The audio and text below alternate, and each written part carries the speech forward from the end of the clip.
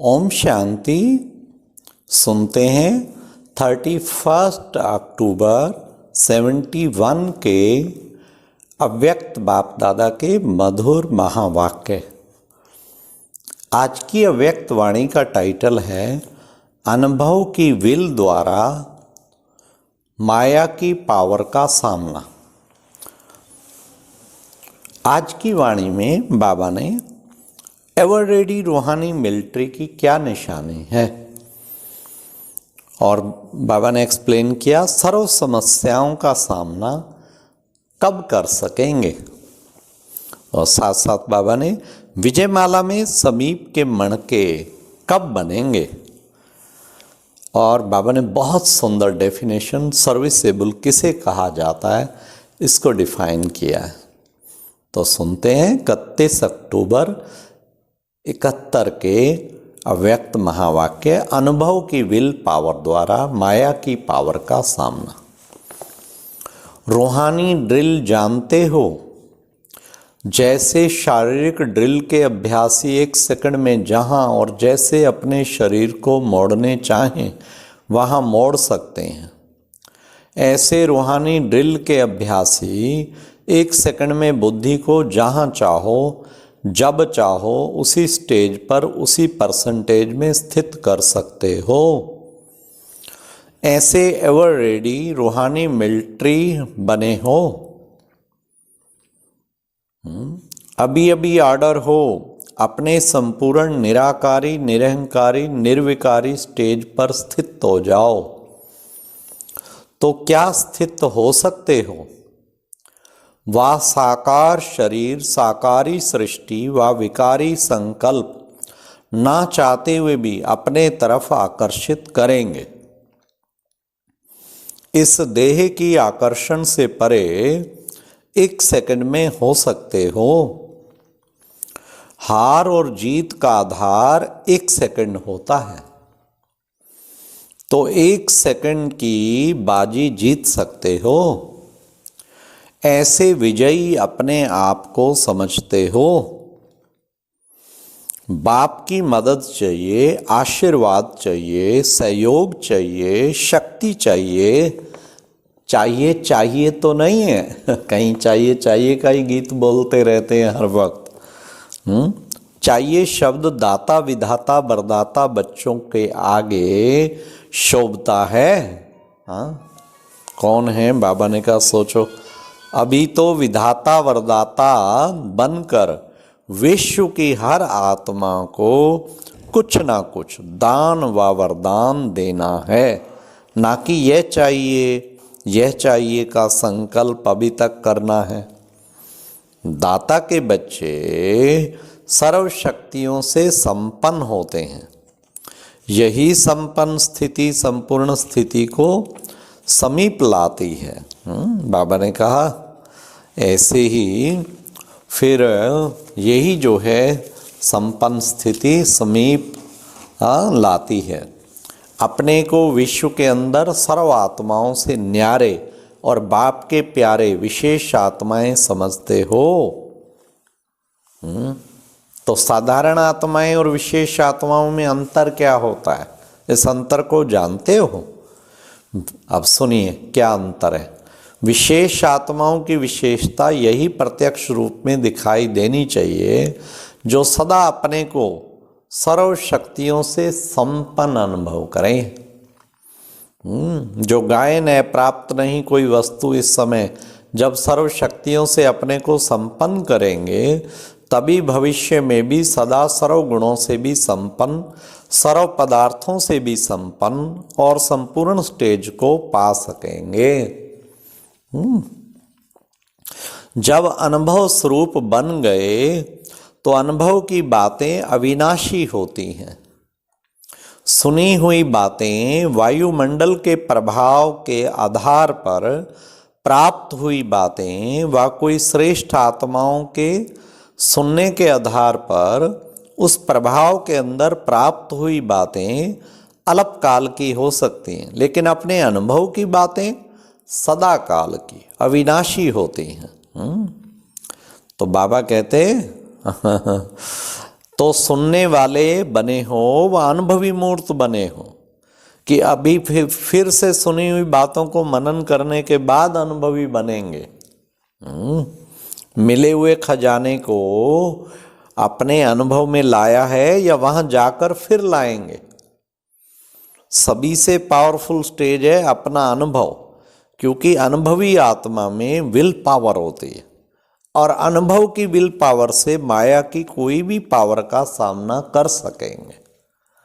जिसमें will power होती है वह सहज ही सर्व बातों का, सर्व समस्याओं का सामना भी कर सकते हैं और सर्व आत्माओं को सदा संतुष्ट भी कर सकते हैं।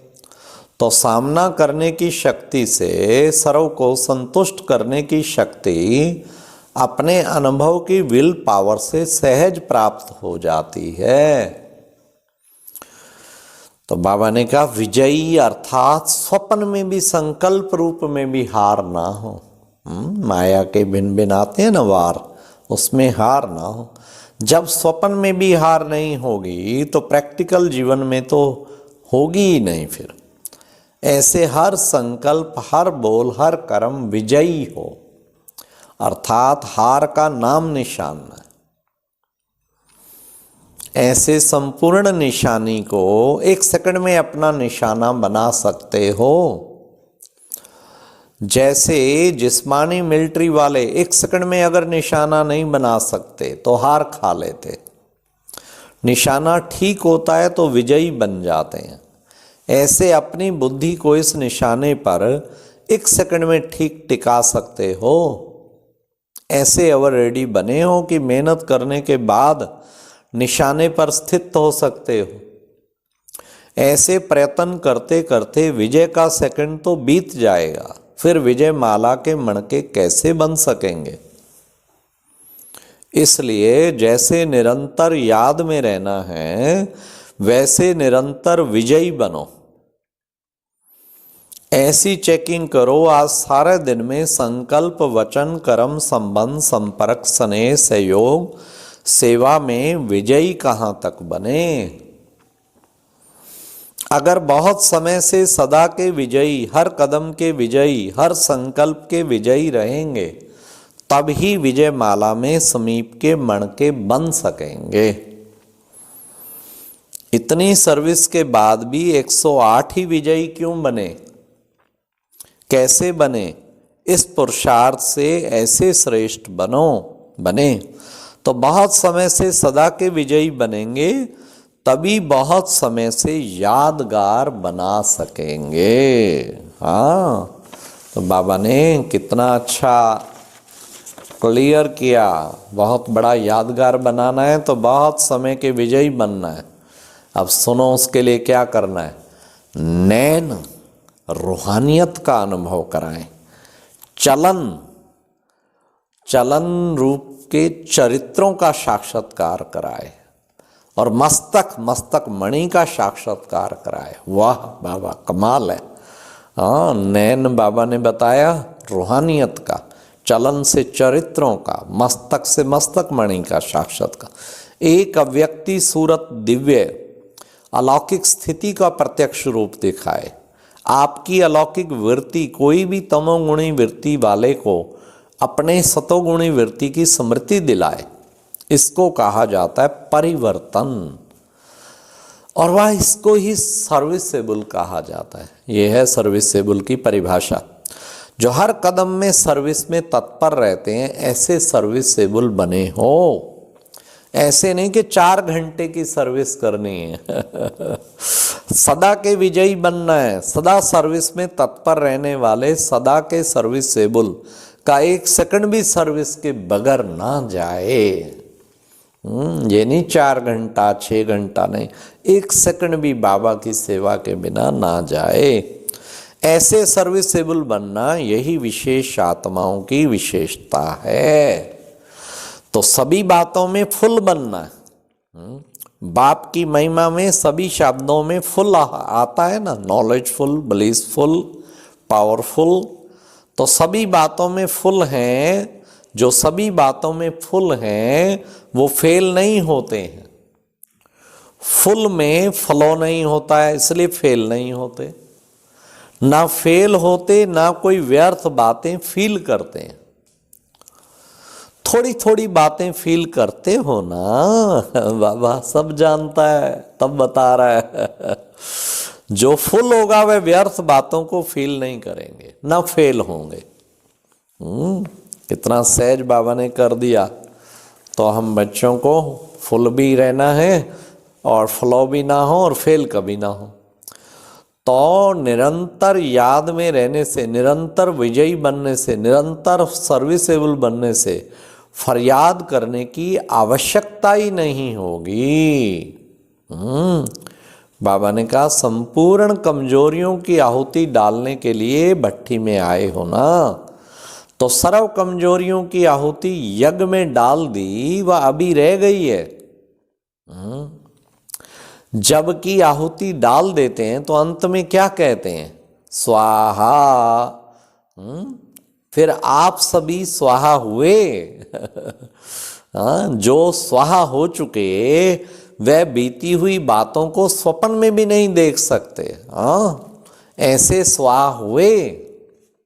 काम स्वाहा, क्रोध स्वाहा, लोभ स्वाहा, सर्वविकार स्वाहा।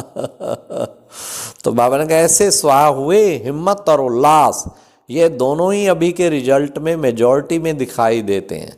इसी हिम्मत और उल्लास को सदा के लिए अपनी वृत्ति बनाना। धरती नरम भी है और फलीभूत भी है, लेकिन अपनी फलीभूत धरती में बीती हुई पास्ट जीवन के विक्रम और विक्रम के कांटे बोने नहीं देना। कांटों को बाप के सामने समर्पण किया। सरव कांटे जो अब तक अंदर होने के कारण नुकसान करते रहते, वे अब बाप के सामने स्वाहा हुए। स्वाहा राख को भी कहते हैं। राख हुई चीज अथवा भस्म हुई चीज फिर कभी भी अपनी धरती में बोना नहीं, अर्थात स्मृति में नहीं लाना। स्वाहा अर्थात नाम निशान समाप्त। बाबा ने कितना सुंदर बाबा ने बताया। स्वाहा अर्थात नाम निशान समाप्त। स्वाहा हो गया ऐसे समझने से ही सदा सफलता को पाते रहेंगे।